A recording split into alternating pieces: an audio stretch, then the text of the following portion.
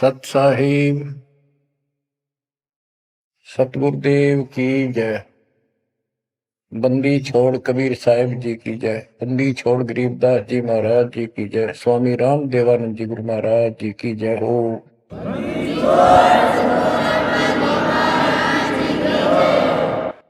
सर्व संतों की जय, सर्व भक्तों की जय, धर्मी पुरुषों की जय।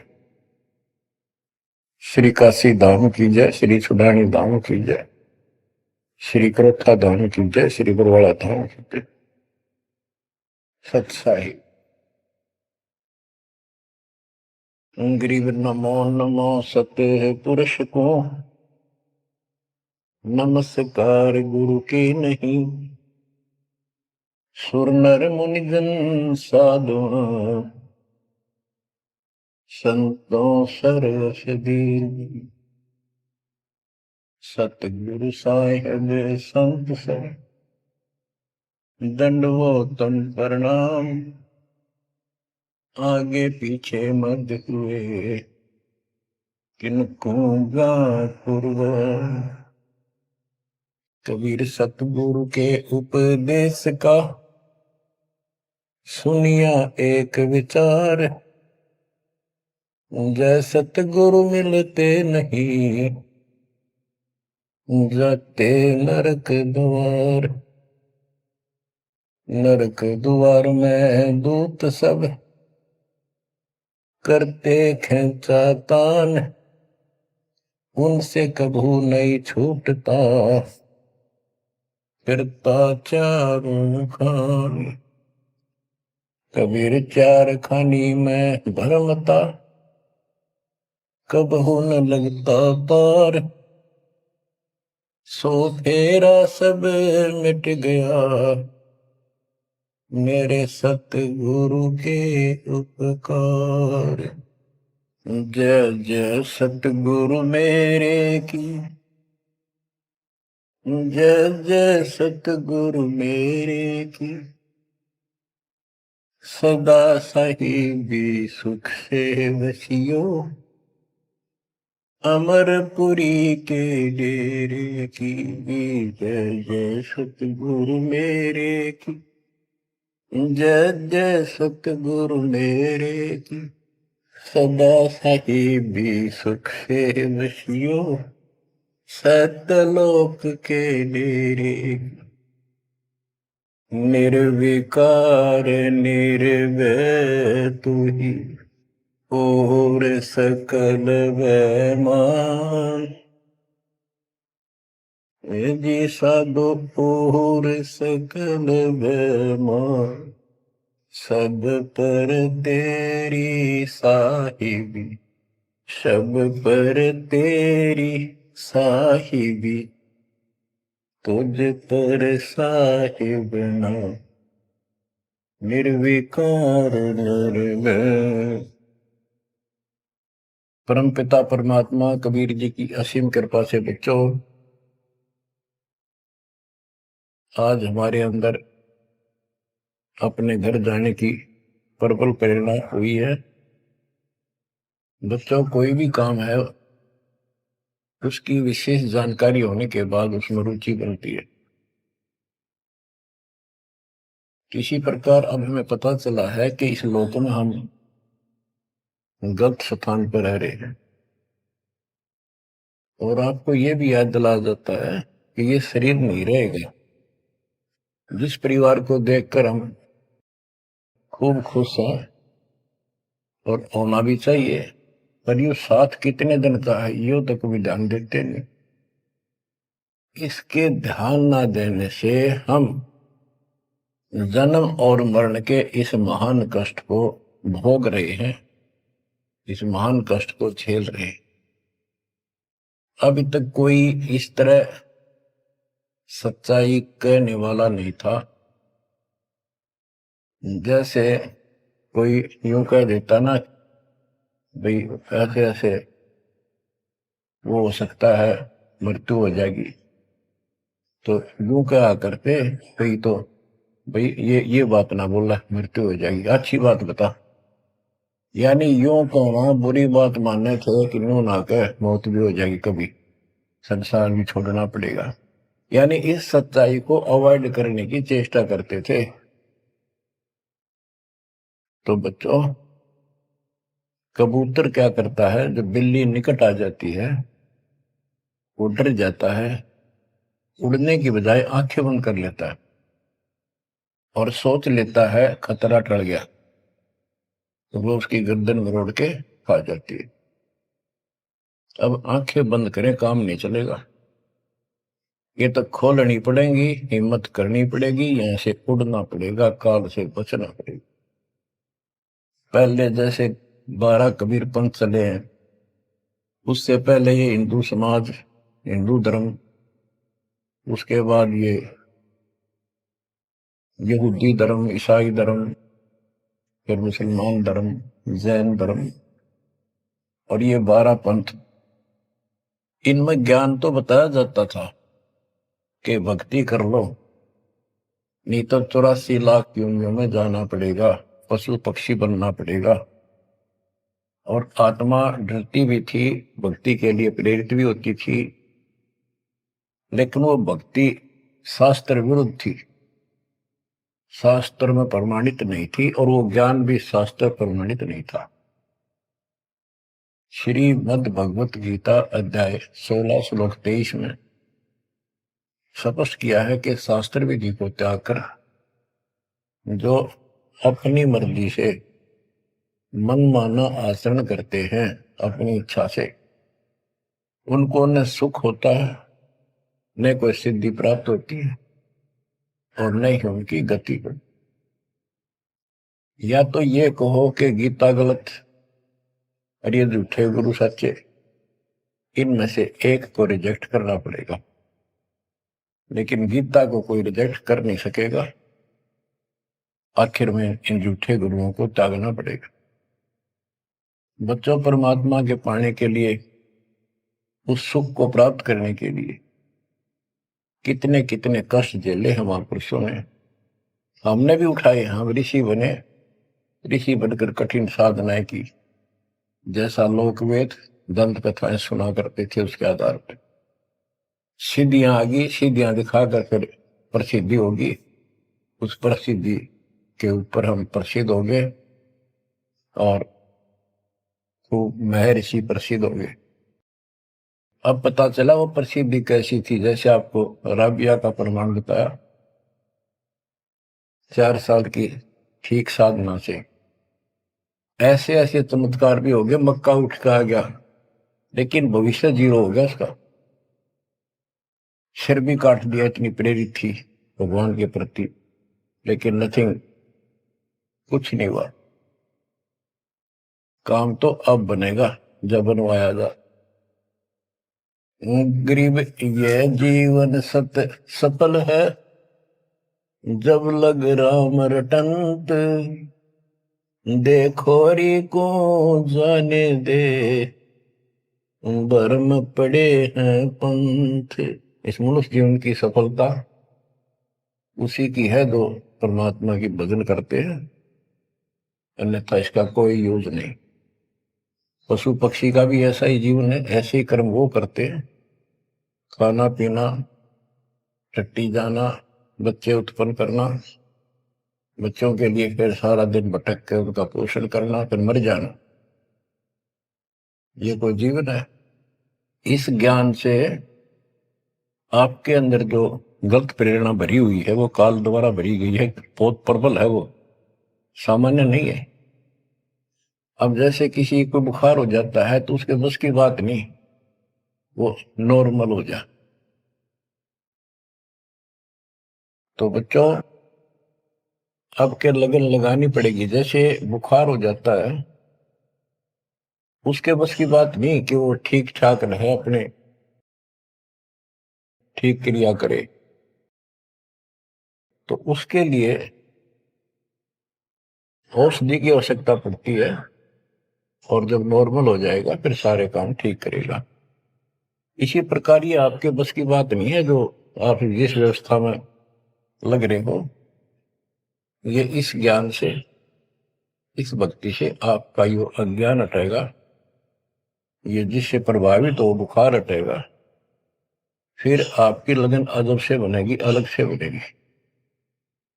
अगर ये भाव नहीं बना तो क्या ये जीवन अच्छा है जो आप जी रहे हो? कोटि जन्म तन भर में दोगे कुछ नहीं हाथ लगा रे। कुकर कुत्ता, सुकर सुअर, खर गधा, कौवा बुगला, बता इन प्राणियों के शरीरों में असंख्यों बार कष्ट उठा लिया अपने को, असंख्यों बार, एक बार नहीं। तो क्या इस प्रोसीजर को जारी रखोगे?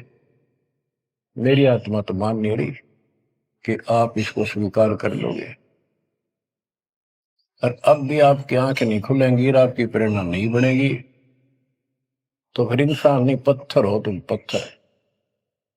कोटि वर्ष करे संगत संतों की, पत्थर का जल में क्या बूझे। चंदन बन में रंग ला दे, एक बांस बिटन भी ना सीखे।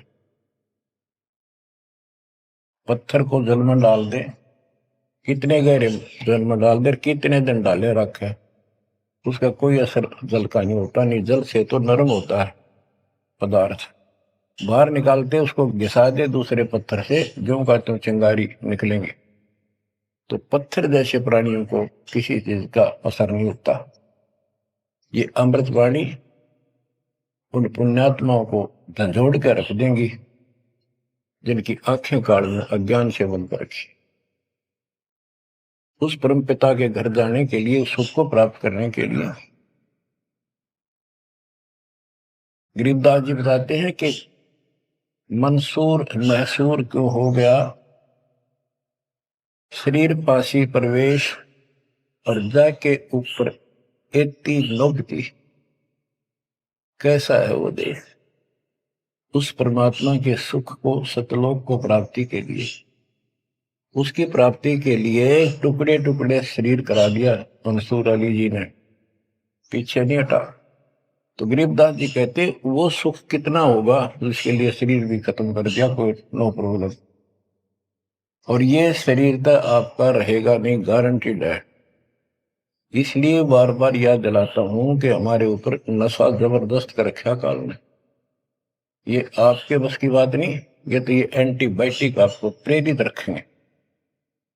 आप भक्ति भी करोगे, बुराइयों से भी बचोगे और अपने घर जाने की प्रबल इच्छा बने। जहां आशा ता बासा होई, मन कर वचन सुमरियो सोई।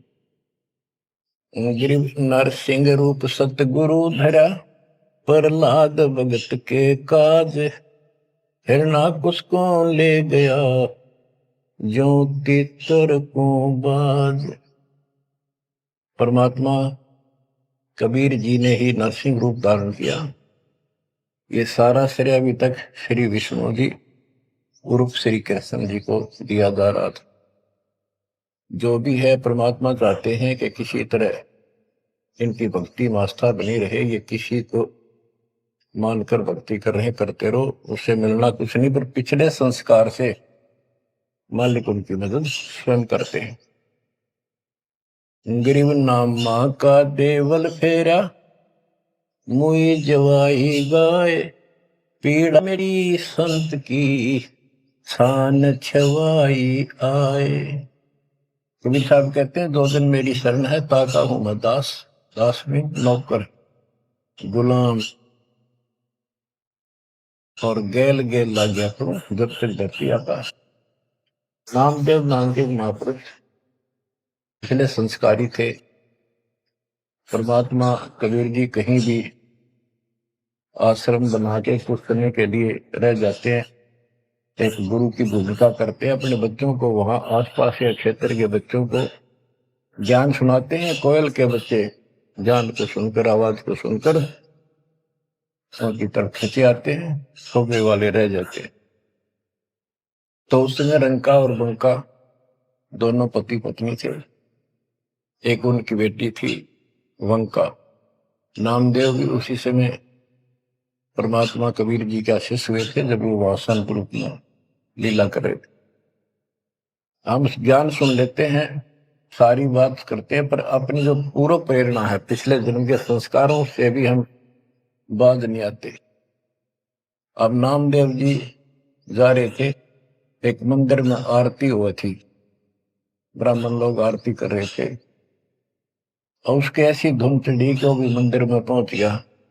हाथ में जूते निकाल लिए अपने, जैसे ये बजाते हैं ताल, उस तरह बजाने लग गया, घंटी बजाते हैं, और बजाता बजाता आरती में मगन होकर उनके ब्राह्मणों के बीच में पहुंच गया, यानी पत्थर की मूर्ति के सामने पहुंचना चाहा। पंडितों ने पकड़ कर उसको मंदिर के पीछे फेंक दिया कि ये शूद्र छोटी जाति का समेत दूसरों में आ गया, हमारा धर्म भ्रष्ट कर दिया, हमारे भगवान को इसने रुष्ट कर दिया। तो परमात्मा वो तो फिर भी पड़ा पड़ा मल की आरती कर रहा था, लो लगी थी दाता में। परमात्मा उस मंदिर का मुंह नामदेव की तरफ कर दिया, और पंडित पिछली साइड में खड़े घंटी बजा रहे थे, आश्चर्यचकित हुए। तो एक दिन नामदेव रंका बंका के घर गया, तो उस दिन वंका लड़की, रंका और बंका जंगल में लकड़ियां लेने गए हुए थे, पीछे वो लड़की अकेली थी, वो कोई पट्टी तैयार करे थी, जैसे किसी को चोट लग जाया करे, हल्दी वगैरह लगा कर। नामदेव बोला, बहन किसको क्या हो गया, किसको चोट लगी, किसके लिए पट्टी बना रही हो? उनका बोली, रे नामदेव तू गुरु जी ज्यादा दुखी ना करा कर, तो भाई मर्यादा में नहीं रहता, वहां के जरूरत है तेरे को जाने जिस मंदिर में, अपना मंदिर में जाना भगवान अलाउड थोड़ा कर रखा है, मानता नहीं तो तेरे लिए, तेरी इज्जत रखने के लिए गुरु जी तेरे मंदिर फेर गए थे, हाथा चोट लगी भाई, उनका पट्टी बांधो। नामदेव गया, देखा तो सचमुच गुरु जी के हाथों में चोट लगी हुई है, और उनका पट्टी बांध। हम भक्ति भी करते हैं पर अपने संस्कार फिर भी कोई न कोई अड़ाए रखते हैं, ये परमात्मा को परेशान करते हैं। आप अब आ गया है कति पीक टाइम, अब ये बात नहीं चलेगी। पहले तो चलो को रह गए, कोई बात ना, पैर पकड़ लिए भगवान ने, अब क्या फिसल गया पैर, तो पता नहीं कहाँ पड़ोगे जाकर। ऐसा अजब गजब का ज्ञान दे दिया, ऐसा समाधान आपको दे दिया, और ऐसे समय में मानो शरीर मान, तो आंखें खोल लो बच्चों। गरीब नामा का देवल फेरा, मुई जवाई गाय, पीड़ा मिट्टी संत की छान खवाई आए। अब एक जिसमें नामदेव जी ने मंदिर घुमा दिया, घुमाया तो मालिक ने था, लेकिन मालिक अपने नाम नहीं लेते, दादू से दरजीव के आप बगल हो जाए, करा करावे साइया मन में लहर उठा, दादू से दरजीव के आप बगल हो जाए। उनकी महिमा ज्यादा होगी, मुसलमान धर्म के लोगों को दिक्कत हुई, उन्होंने राजा को कहा कि ऐसे ऐसे काफिर है, वो दुनिया को गुमराह करता है कि मुर्दे जिंदे कर देता है, मंदिर घुमा दिया, ऐसे कर दिया। राजा ने पकड़ के बुलाया और कहा, ये गाय काट दी वहां पर, इसको जिंदा कर, जब जाने तो संत है, नहीं तो तेरे को आज तेरी गर्दन यही काट दूंगा। कबीर साहब कहते हैं, हम फिर वहां गए बच्चे, अपने बच्चे के लिए, और उस गाय को जीवित किया।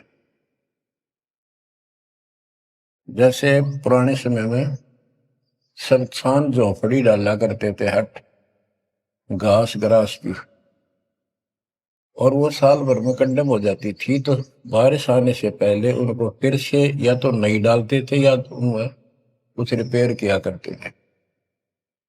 नामदेव की माता जी ने कहा, बेटा अपनी छान ठीक कर ले झोपड़ी, बारिश आने वाली है, मौसम निकट है। वो कहने लगा, ठीक है माता जी, जाता हूं मैं जंगल से सर काट के लाता हूं, वो सरकंडे से घास फूस। रास्ते में सत्संग हो रहा था, सत्संग सुनना, फिर वहां सेवा में लग गया। शाम होगी, वापस आ गया। उसकी माँ बोली बेटा ले निकल घास फूस। माँ ऐसे ऐसे सत्संग में चला गया, ध्यान नहीं रहा। अगले दिन फिर ऐसे ही। उसकी माँ बोली भाई देख ले तो बारिश हो जाएगी, कुछ दिन सारे कपड़े भीजेंगे, अपने भीगेंगे, बहुत नुकसान हो जाएगा। अगले दिन भी ऐसे हुआ। तीसरे दिन उसने सोचा आधा सत्संग सुन लो और फिर जाऊंगा। आधा सत्संग सुनकर चल पड़ा। सत्संग तो फिर पूरा ही सुनना पड़ा उसने, फिर सेवा सेवा ना करी, अपना काम के लिए चल पड़ा।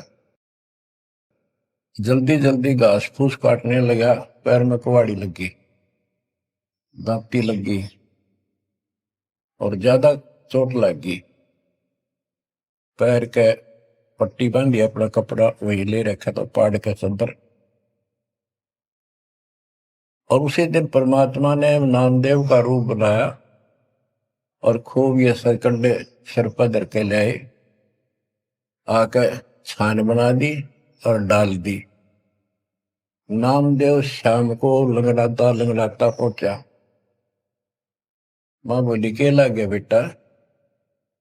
मैंने बताया माँ ऐसे ऐसे आज भी ना लड़ पाया मैं तो। माँ उस झोपड़ी से आगे पहुंच गई, बेटे को तकलीफ सी देख के क्या लग गया बेटे के। माँ माफ करिए आज भी नहीं सामान लान पाया मैं तो, वो ऐसे ऐसे बन गई मेरे साथ। कोशिश करूँ था जल्दी जल्दी काटूं, माँ दुख पाओगी।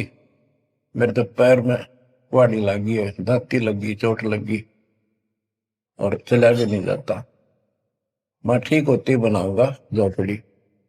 उसकी माँ उसके मुंह की तरफ खेव के बेटा क्या बोल रहा है तू? तो अभी तो आया था झोपड़ी खुद बना के गया। बेटा क्या कह रही है, चोट कब लगी तेरे? नामदेव निकट आया, देखा ताजी झोपड़ी बना रखी है गजब के सरकंडे लाके। ऐसे तो आसपास की तो थे भी कोनी, ऐसा घास फूस। नामदेव खूब रोया बैठे।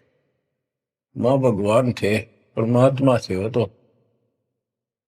बच्चों दो दिन मेरी शरण है ताका हूं मैं दास, गेल गेल ला गया फिर जब तक धरती आकाश। ये किसी जन्म में भक्ति खूब करी थी जैसे इस युग में, और इस युग के पिछले हुए भक्ति गजब की रहती है, क्योंकि यह साधना शास्त्र रूपा। मोक्ष न होता तब तक परमात्मा इनके साथ ठहरे। इनसे चमत्कार भी होते रहते, नाम भी हो जाता, पर काम तो ना बढ़ा, मोक्ष तो ना हुआ। तो ये जो ज्ञान आपको सुना जा रहा है, ये हर पहलू पर आपको सतर्क किया जा रहा है। तो या तो इस भक्ति ने छोड़ दो, रिया कति दर्द हो जाओ, कमर कस लो, अब का पीछा छुटवाना है। ये लल्लो पत्तो बहुत होली। केवल हम सुख मांगते हैं, धन मांगते हैं, बेटा ना तो बेटा मांगते हैं और धन संपत्ति मांगते हैं। ये तो बिना मांगे दे देगा जब दिल डट गया आपका। डर रहे तो कोई भी काम है दृढ़ता के साथ होता है। धीरे धीरे रे मना, कबीर साहब कहते। कबीर धीरे धीरे रे मना, धीरे सब कुछ हो, माली सींचे सौ गुड़ा ऋतु है फलो। आज पौधा बोया है आम का, अगले दिन नहीं लगेंगे फल उसके, महीने 20 दिन में भी नहीं लगेंगे। वर्षों उसकी सेवा करनी पड़ेगी। एक बार पेड़ बन जाने दो, फिर देखना आपको छाया भी और फल भी इतने देगा, आप भी खाइयो, रिश्तेदारों को खिलाइए। इसी प्रकार इस भक्ति रूपी पेड़ को, पौधे को पेड़ बना लो।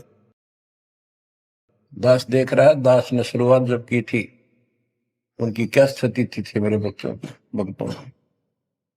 वो डटे रहे, टिके रहे, आज हर तरह से उबारा है, संसार से न्यारा है और मोक्ष मिलेगा। जो जन्म मरण का कोड कटेगा। गरीब कबीर के सो बंजारा हुआ, आप भक्ति के हेत कंकर बोई जान के, धना भगत के खेत। धन्ना भगत जी बहुत जबरदस्त लगन की लगी हुई थी उनकी, बहुत जबरदस्त भगत थे। दया भाव संत में होती है। बारिश हुई, बीज सभी किसान ज्वार बीजने चल पड़े। तन्ना की पत्नी ने भी ज्वार दे दी 5 किलो, अल्ले खेत में बो के आओ। भगत जा रहा था बैलों को साथ, बैल लेकर के, हल लेकर के। रास्ते में 4-5 भगत भूखे थे, बैठे थे।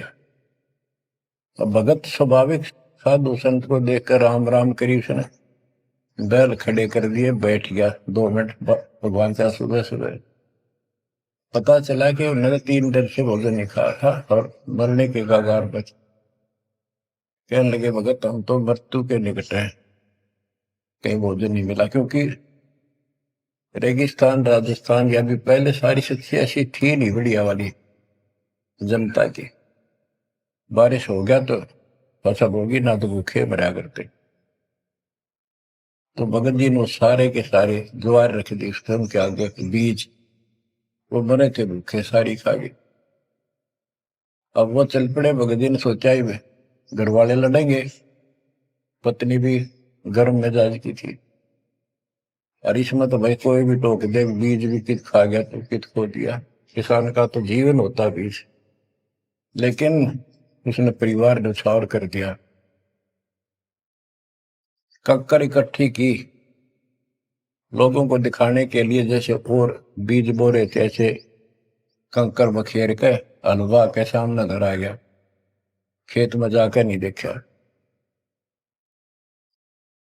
कुछ दिनों के बाद औरों के तो ज्वार गजब की उगरी, और भगत जी के खेत में तुम्बे मतीरों की बेल उगरी बिना गिनती की। मतीरे लग गए मोटे मोटे ये तुम्बे। अब क्या होता है कि भगत जी के खेत में, धन्ना भगत के खेत में बहुत ज्यादा बेल उगी मतीरों की। मतीरे से मोटे मोटे लाग गए, ऊपर नीचे पुड़े नो भरी दिखे उनका खेत भरा। कुछ दिन के बाद क्या होता है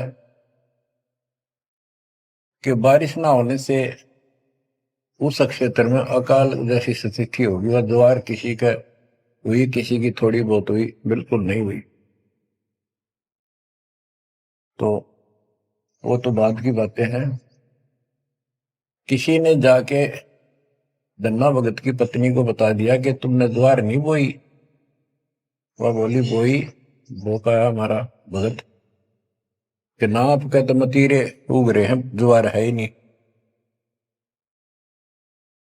उसका दुख हुआ, ज्वार भी कित खा गया यो। तो वह गई, देखा सचमुच वहां तो मोटे मोटे मतीरे भरे पड़े। एक मतीरा यानी एक तुम्बा लेकर चल पड़ी। धन्ना भगत को पता था कि बात आज बिगड़ चुकी है। उसके बाहर जाते ही भगत वहां आ जाते थे, उसके रहते नहीं आते थे। वह जल्दी वापस आ गई। धन्ना भगत ने सोचा था शाम तक आओगी। भक्तों से कहा तुम जाओ, बात आज गड़बड़ है। सिर पर बतीरा रख रखा। आते उसने बतीरा सिर में मारा धन्ना भगत का। धन्ना भगत जी ने थोड़ा बचाव किया तो धरती में लगकर फूट गया। फूटते उसमें ज्वार निकली जैसी बीज की साफ सुथरी भेजी थी। अब भगत जी तक टेढ़ा पड़ा, सिर बचाया, और वह देवी देख रही थी, कभी धन्ना भगत को कभी ज्वार को। तो वह बोली ये कहां से आ गई ज्वार इसमें। धन्ना भगत नहीं बोला। वह फिर खेत में गई, वह ज्वार उठाकर अंदर रख ली। वहां जाके देखा कपड़ा बिछाकर मतीरे फोड़न लागी, ढेर लाग गया। गठड़ी बांध के चल पड़ी, ढोण लागी ज्वार। अरोरा की ज्वार कति कंडम सी होगी, वो ये को ना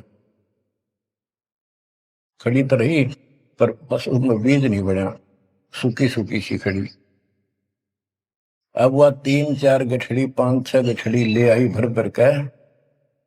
भगत बोला जितनी आपने अपनी होनी चाहिए थी ना तेरे खेत में उतनी रखना, ज्यादा ना लेना। भगतमती ने बोली तू तो ऐसे करा कर, भगवान ने दी है सारी लाऊंगी। वह गठड़ी भर के चाली। जब उसका कोटा पूरा हो लिया, वहां तक तब बोझ मरती आई बाहर खूब लग गया, उतारी तो सारा फूस बना पाया, एक फेर लाई वो भी नहीं हो गया, हार के बैठ गई। फिर धन्ना भगत के खेत में ज्वार निकला, तुम्बों से ज्वार निकला, गांव इकट्ठा हो गया। भगत बोला भाई अपनी बांट लो थोड़ी थोड़ी, तुम सारे भूखे मर तो बच जाएगा गाँव।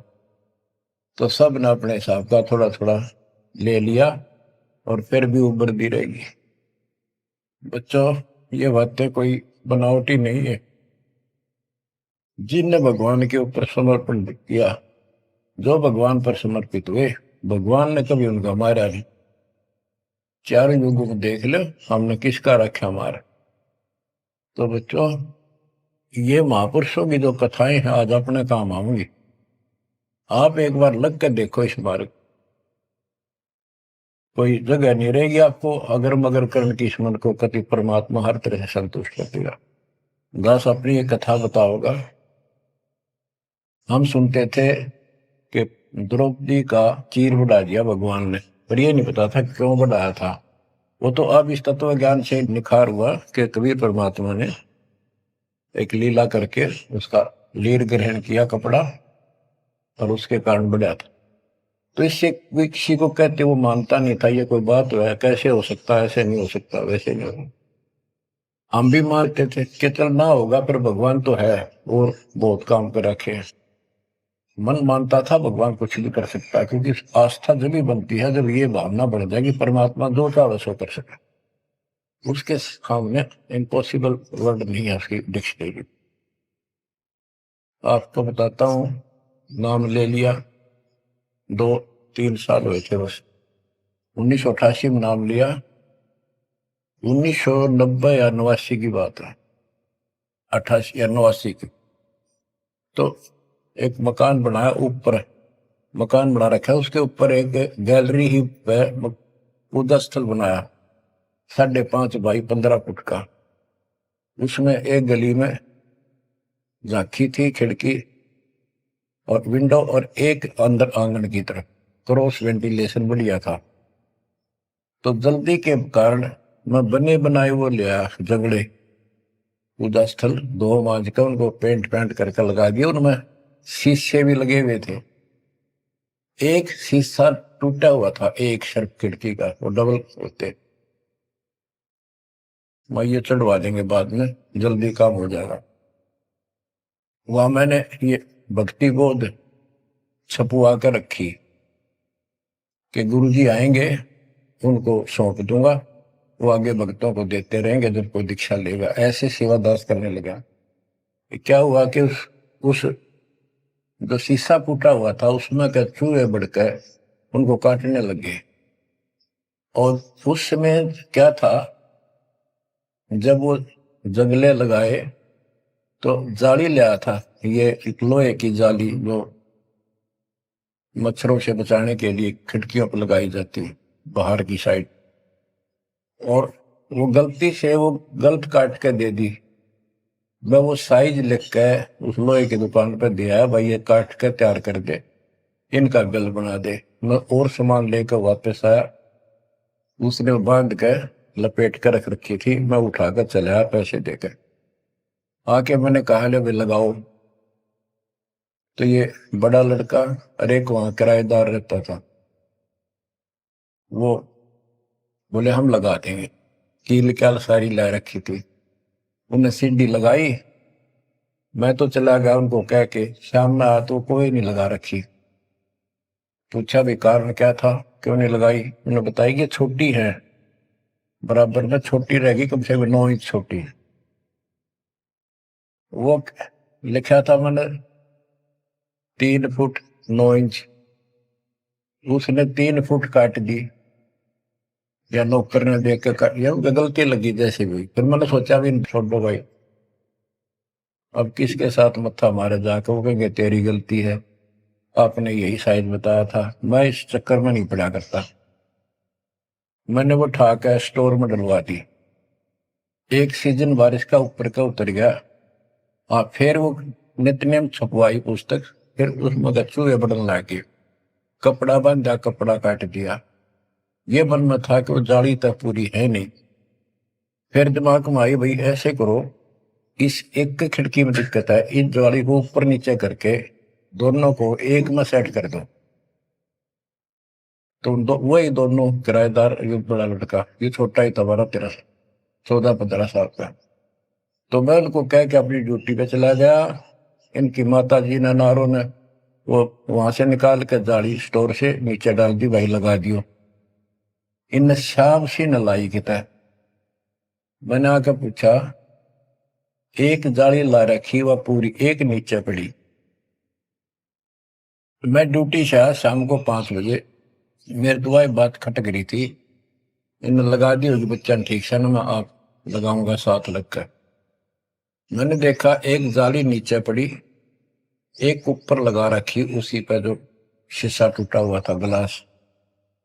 वो गिलास लगवाने की टाइम नहीं मिल रहा था, क्योंकि दूर मेरी ड्यूटी थी, कौशली साइड में हेडक्वार्टर था, 77 किलोमीटर जाना था। ये ऐसा था ही, जुगाड़ करना चाहा था मैं, कर दे फिर आराम से कर लेंगे। तो मैंने अनारों से पूछा कि ये जाली लगा दी उन्होंने? अब ईब ला के गए, सवेरे की कह रही थी भाई ला दे, पर ध्यान नहीं दे रहा था यो, लापरवाह। ईब ने देखा गाने वाला पापा, फटाफट बुला कर नींद को लगवा दी। मैं बोला, जाली ये और ले आए क्या? ये बोला नहीं, और तो नहीं है, ये तो वही है जो ऊपर डाल रखी थी स्टोर में। मन ने ये सुबह आपके दादी को कह दी कि भाई ये रखी, लाओ, जब ला दी। मुझे विश्वास नहीं हो रहा, तू सच्ची बता, ये बदलवा तो नहीं लाए इसको? और बोली, बदलवा किथे, तो लाई मुश्किल तो है, बदलवान का कित है। मैं हैरान, मेरा विश्वास नहीं हो रहा। एक पूरी हो ही नहीं सकती, पूरी होकर के भी 6-7 इंच नो लटक रही बराबर में मुड़ के। 9 इंच वो बड़ी और 6 इंच और एक्स्ट्रा उसी साइड में। दूसरी देखी, दूसरी भी नहीं। फिर इसने लैब में ढूंढ गया, बड़े लोग खेल खेल रहा था कितना। मैं बोला, तू ये बता, ये जाली बदलवा के लाया है कि वही है? वही है, मेरी मां ने उतार के यहाँ डाल रखी थी, हमने ला दी। मैं मेरी कसम खा, कबीर साहब की, कबीर साहब की कसम खा। बच्चों, वो दिन है आज, इतना गजब का विश्वास कर दिया जाता। बात कुछ नहीं थी, बात और भी लाई जा सके थी, लेकिन दिखा दिया, कपड़ा छोड़, हम लो बढ़ा जा। इस मालिक कबीर साहब ने लोहे की जाली बढ़ा दी। वो आज भी विद्यमान है, एक तो उनमें से। वो मकान बेच दिया था इसने, वीरेंद्र ने, मेरे यहाँ इस मार्ग पाने के बाद। जिसने लिया वो भगत, उस भगत ने वापस डोनेट कर दिया कि ऐसी अनमोल पूंजी को मैं सुरक्षित नहीं रख पाऊंगा, आपको वापस दे। आज वो फिर वही है, वह जाली लगी हुई है, हमने भी उसमें सफाई किया नहीं है अभी, क्योंकि हमें थोड़ा सा फुर्सत अच्छी होगी, यहाँ से निपटेंगे मिशन को पूरा करके, उसको फिर याद के रूप में रखेंगे। तो बच्चों, विश्वास रखो इस मालिक पर। कह कबीर सुनो भी साधो, मैं तो हूँ विश्वास, और गलत साधना करने से कुछ नहीं मिलेगा। क्या बताते हैं, गरीब कबीर के सो बंजारा हुआ, आप भक्ति के हेत, काकर बोई जान के, धना भगत के खेत। वहां काकर से अन्न हुआ, कंकर से, वहां काकर से अन्न हुआ, वहां केसों से हुआ कबीर। वार पार पावे नहीं, गति कुछ गहर गंभीर। अब नकली गुरुओं के कारण ये सारा अध्यात्म ज्ञान नष्ट होया पड़ा था। उसके बारे में कबीर साहब बताते हैं, गरीबदास जी बताते हैं, गरीब विष्णु त्रिलोकी नाथ के, परचे कोटि अनंत, भक्त वत्सल भगवान है, क्यों निंद है संत। यानी भगवान में आस्था बनाए रहने के लिए परमात्मा ने इन पर विष्णु जी को निमित्त बनाकर लीलाएं की। कहते इनको विशेष वो ना समझो, ये भी अच्छी आत्मा है, 3 लोक के नाथ हैं। अब जैसे कोई मंत्री है, उसकी भी पावर होती है, उसको ये कहना तो कुछ नहीं है, प्रधानमंत्री सब कुछ है, ये तो लड़ाई वाली बातें हैं।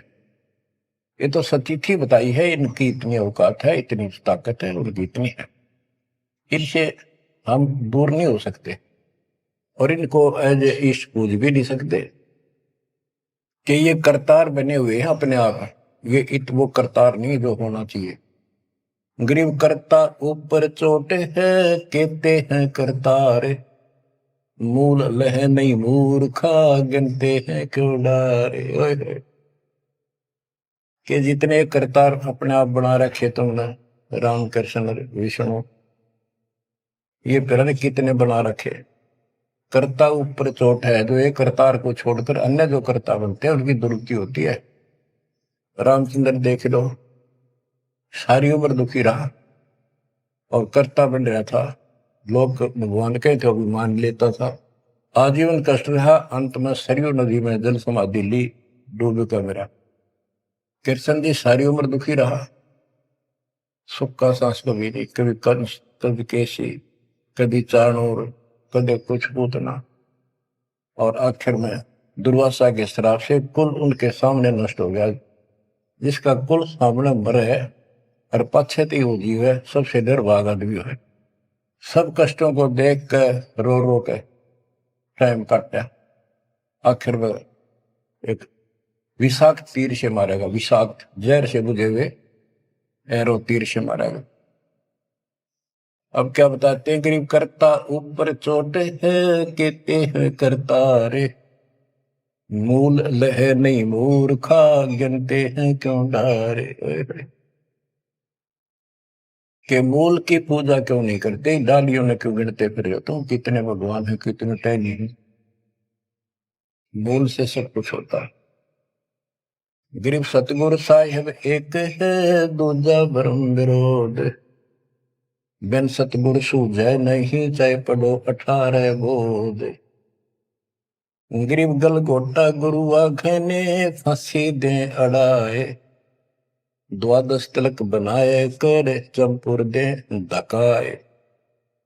कि ये इंसान का नाश करने, मनुष्य जीवन को बर्बाद करने वाले, ये बाह्य दिखावा करके 12 तिलक बना लेंगे, कंठी माला पहन लेंगे, लाल कपड़े, बड़ी बड़ी दाढ़ी मूछ उठा लेंगे या घुटन घोट हो जाएंगे, मूड मुड़ा लेंगे। ये गड़गोटा है, ये काल की फांसी लिए कर रहे, झूठी साधना करवा के। कहते 12 तिलक बनाए कर लोग इन पर कुर्बान हो जा, साधु है, और जमपुर दे धक्का, यानी उस नरक में धक्के ते ठोक दे, या साधना गलत पे जाएगा फिर वहां।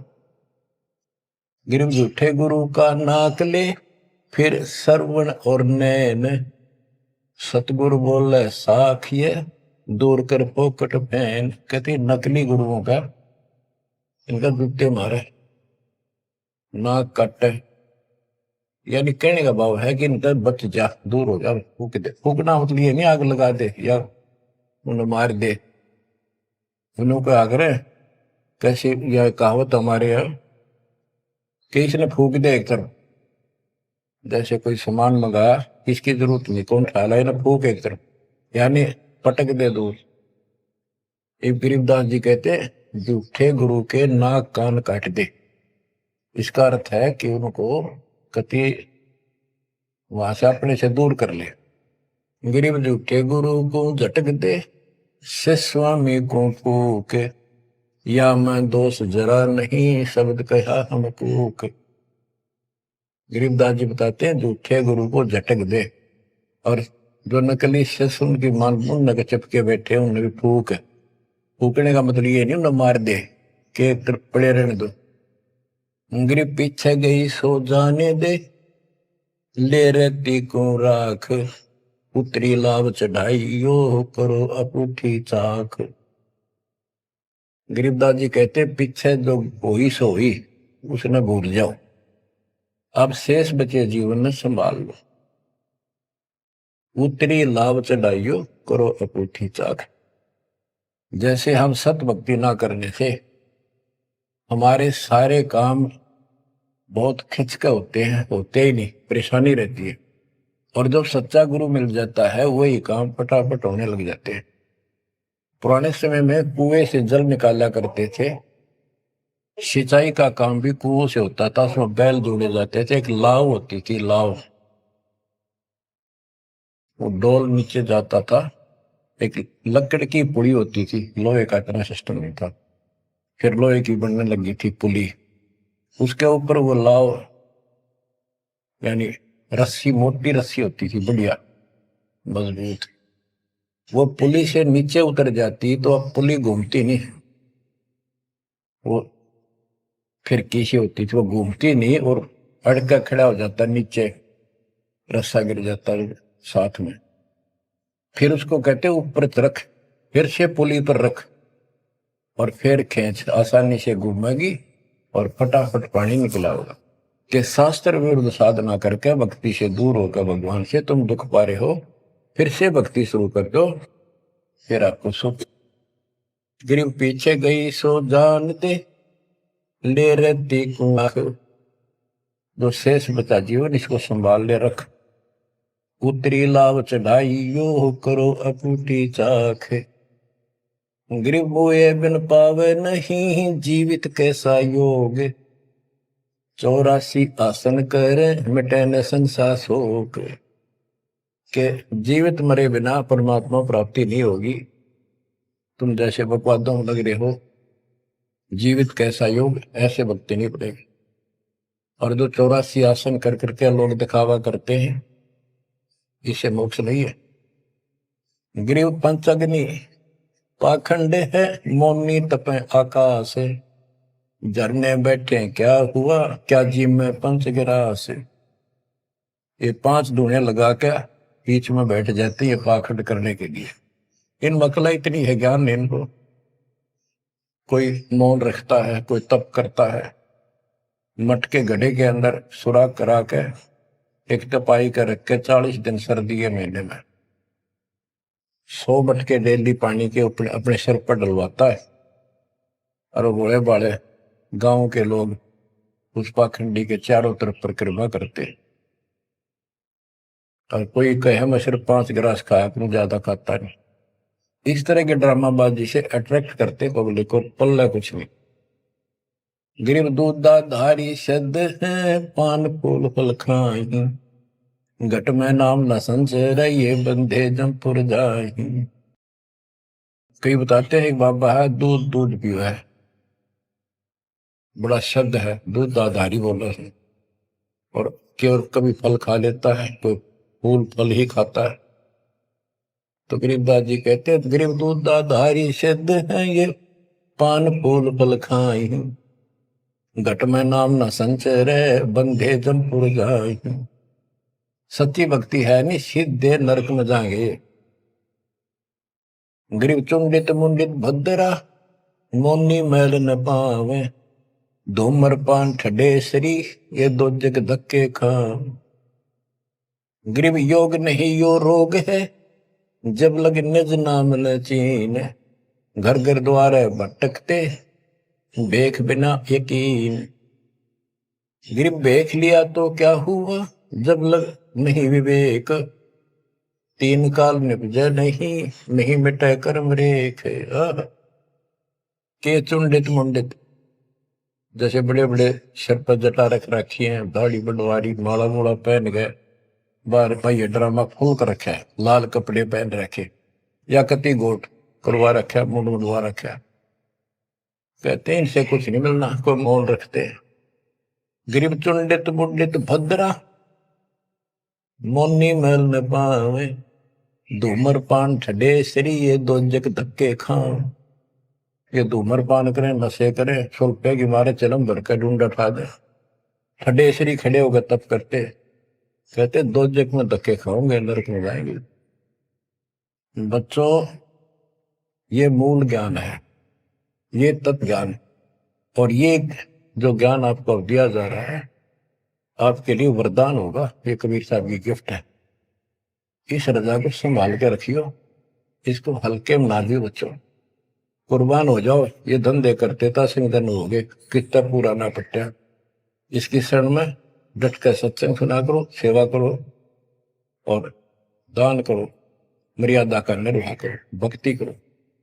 देखना न्यारे रंग ला देगा दाता। मालिक आपको मोक्ष दे, सद्बुद्धि दे, आपको याद बनी रहे अपने घर की सच्चाई।